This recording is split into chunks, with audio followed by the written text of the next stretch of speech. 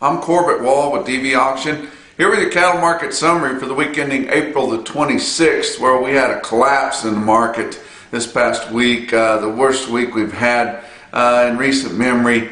And it started pretty much on Tuesday. Monday, you just had your basic normal high volume Monday sales. Of course, nothing happened in the fat cattle arena. We did get the final results from the big volume that we had a week ago in the fat cattle trade, as your packers were really wanting to step up kill, and they moved quite a few cattle, and we were feeling pretty good about things. But on Tuesday is when we started feeling things kind of shaky. I talked to several contacts around. I've got some commodity contacts, and they were all saying this deal doesn't feel good at all. We started getting some technical pressure, reading the charts. It didn't look too good, and everything just felt a little bit uneasy.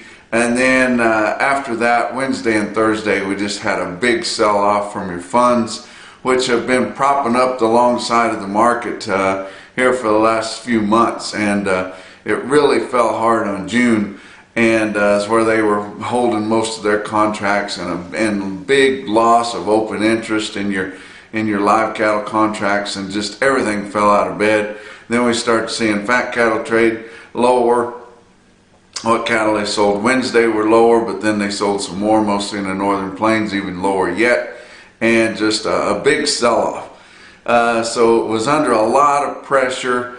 And I don't know if it was just a coincidence or what, but the news come out, or the real shakiness in the market come out right after we heard that RCAF and 4 of its members have filed a class action suit against the Big Four packers for collusion of pushing the market down. Now, well, I mean, it's not a big news that your packers collude to try to keep prices down. They're trying to buy them as cheap as they can, but it's not unusual for that to happen in a week, especially after a week of a big volume. But it was quite a coincidence that it happened just about the same time as the news come out that this lawsuit was filed. But that will be interesting to see what happens with that. I think most of your cattle industry feels like that they are just prey for the packers, and it's kind of hard to believe that they can all be that close if they're not colluding together at some point. But what little negotiated cash trade we still have happens in a very short time, and it seems like everybody knows what everybody else is doing. And it's so much easier to get 4 heads together than it is 400 or 4,000 or however many you want to say. And then, like I've said before, the few people that left that feed cattle, that sell negotiated cash, are some of the most hard-headed independent producers that we have, and cattle feeders, which is saying a lot, because everybody that's in the cattle feeding business is pretty hard-headed, or they'd have probably found something else to do for a living. But it's just going to be interesting to see how that plays out. There was more news come out about fake meat this week, and I just cannot stress enough that this is the biggest thing that's threatening our livelihood right now. But it's really a big deal. We've got Beyond Meat is having an IPO, or a public offering. I think it's this week. There's a big story about that, so that's going to be fresh on people's minds. Tyson was fairly heavily invested in Beyond Meat. They actually sold out before this IPO because they're concentrating on their own fake meat product, and it's a cultured meat molecule product rather than a plant-based. But this Beyond Meat deal is they're really pushing to get a lot more investment coming in, so they can try to put more cattle people out of business. But theirs is not so much of a soy-based product like we see from the Impossible Burgers, and there's just a lot of them out there that are pushing this stuff. but Beyond Meats is mostly made from yellow peas, and their big brag is that it bleeds just like a real burger, but it bleeds beet juice. But excuse me, I threw up in my mouth just a little bit, but I think you guys would too if you got served something like that. But let's talk about the markets for the week. On your futures market, your April live cattle futures, Monday was down 2 cents, Tuesday down 17, Wednesday down $1.55, Thursday down 2.72, and then Friday some profit taking there, up 50 cents. And to end the week with April live cattle futures at 124.55, that's down 3.97 for the week. I told you June got hit the worst. That's where the biggest part of the longs that the funds were holding were at. And it ended at 115.05, down $7.62 for the week, and that is a huge loss. May feeder cattle, Monday was down 72 cents, Tuesday down $1.17, Wednesday down $3.10, Thursday down $2.97, Friday a little profit taking there, up 40 cents, with your May feeder cattle contracts ending the week at 143.95, down $7.57 for the week. August that we're now looking at is the next month out, 152.85, and that's a far cry from that 161 or better that they had just a little over a week ago. But just everything kind of falling out. We know when we get into the summertime that we lose a lot of support in your cattle markets. Now we're just fully getting into spring, and we seem to have lost it already. But your fat cattle trade last week, like I said, started out on Wednesday with 126 paid in the Southern Plains early Wednesday, and that was steady. Even had a few boast 127 in Kansas, and that was a pretty good deal. But then, oh my gosh, we fell out of bed fast. With the board closing lower on Wednesday and then opening sharply lower on Thursday, by the time we got into Thursday's trade, and you mostly had your Northern Plains yet to sell. They had sold a few on Wednesday from 127 to 128. That was $1 to $2 lower. They had a little bit of dress trade from 206 to 208. But we get into Thursday, we lost more ground. By then, the Northern Plains were selling from 126 to 128, which was fully $2 lower. And then we saw the bulk of the trade, which is dress trade in the Northern Plains. It started out 205, 206 early, but then as that board crashed down, it just kept getting lower and lower and lower. And finally, we heard some late day sales at $2 even. That's how fast that market evaporated from 205, 206 early in the day all the way down to $2 even dressed. And that is a ton off. Had a little bit more cleanup trade in the Southern Plains because guys were just kind of scrambling, wondering, why is this thing down so hard? There was some talk of a recall on some E. coli tainted hamburger meat back east, but that really it was just all the commodity deal, and your funds bailing out, and it just seemed like there might not be a bottom to this market, even though we kind of found one on Friday. But Southern Plains cleaned up some sales on Thursday at 125, but then we heard that it got as low as 122 live in parts of Kansas late. But it was a lot lower through Thursday in your 5-area feeding region. 88,800 head had sold.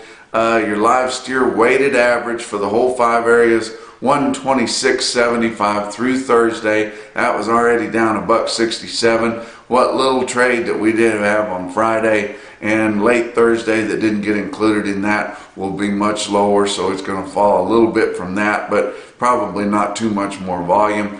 Your dress steer weighted average for the 5 area, 204.62. That was down almost $3.15 compared to the previous week's dress steer weighted average, and that is going to be some more lower too when we get the final results for the week for late Thursday and Friday, but just really dropped a ton.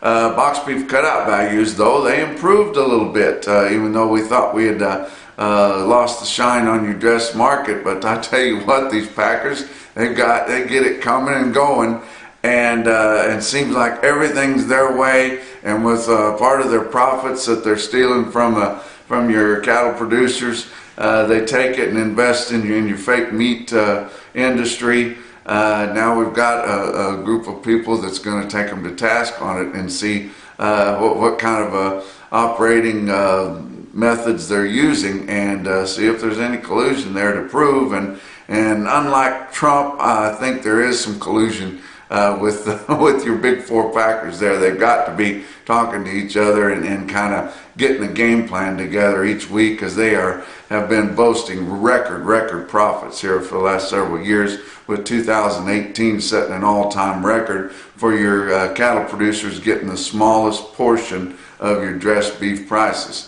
But box beef cutout values for the week, on choice cuts, $233.49 there for choice cuts. That's your average for the week's volume, and compare that to the previous week's average, up 99 cents. Selects $220.67, that's up 17 cents compared to the weighted average from the previous week. It's a choice select spread of just under $13 and decent movement of 604 loads. Your slaughter, why wouldn't they step it up? Yeah, we had a record slaughter so far for this calendar year last week. If it stays true, which it'll stay pretty close, 643,000, which was 2,000 more than the previous week's slaughter, which they adjusted up a little bit more, and it was actually bigger than what we thought. So we did have a record week the previous week until this past week, and should beat it. But with 51,000 on Saturday, that helped push it on up over what we had for a record so far this year. But that's 15,000 more than the same week a year ago. And if you remember, last year our slaughter was up 5%, and we're already gaining on that year to date. So they are processing a lot of meat because they're making good money on it. We've still got really good domestic demand, and our exports maybe not what they were a year ago at this time, but they're getting rid of it somewhere. But if you look at your feeder cattle market, real-time index on Cattle Market Central based on the 800-pound steer, 143.91, down $2.91 for the week. That's a bunch, but it was worse than that on the spot market in your auctions, because that RTI is a 7-day moving average, of course. Your feeder cattle in your auctions sold $4 to $6 lower fully on feeder cattle, and actually Monday was okay to a little bit stronger in your big sales, but it all started on Tuesday, like I said, whenever the folks that know could feel things that were on kind of shaky ground.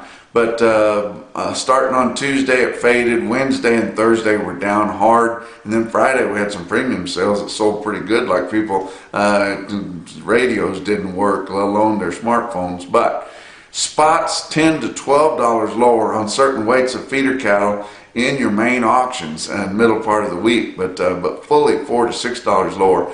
Calves were not as much lower through the central parts of the country, your main grazing areas, $2 to $4 lower, but the southeast actually boasted steady to $4 higher on calves, because we've had such an improvement in the weather, and guys are ordering more calves that they're going to turn out when the grass gets fully developed, and not like the double stock turnout that we've already seen with those hard stockers up in your Flint Hills and Osage region. But look at some big sales, and we really had some impressive ones. Burwell, Nebraska, right on the highway up there that boasts the best cattle in the world, and nobody argues with them. But Burwell really had a barn burner on Friday. They haven't had one of those that just really bug your eyes out like they do a lot of times, but they sure did on Friday. Burwell had 3,200 head of cattle. Look at this market report I pulled off Cattle Market Central for the sale there on Friday in Burwell, Nebraska. Look at these weighted averages on all the cattle. Those are all the steers in that steer category, and you look at your popular weights. 429 head of 5-weight steers average 543 at 183.55 on the average. Now that's after all the loss we've seen all week long. Now on your 6-weight steers, 479 head of those averaged 665 at 171.19. Had some big strings in there in the 6-weight category, bring over 175 in there. That's how you get a big price like that. And then they didn't have as well a tested market, but you got to look at the 7 weights. 192 head of those averaged 753 at 156.64. Now look at an individual quote that'll make your eyes bug out. Crawford, Nebraska, up there in the same area, 85 head of 667 pound steers bring 186.50. Wow. And you saw a lot of those Midwestern Northern Plains sales where the calves were selling a lot better than the yearlings in comparison, as those guys are looking for local turnout with all that snow that they had all winter. That makes a lot of grass. That's pretty good fertilizer in there. But in Crawford there, you saw that heavy load there bring that big price. They had a package, just a piece of a load there, weighs 608 in Crawford, that bring 199.50. That's a look at your markets for the week last week from a Home DV auction office here in Canyon, Texas. We'll talk to you next week.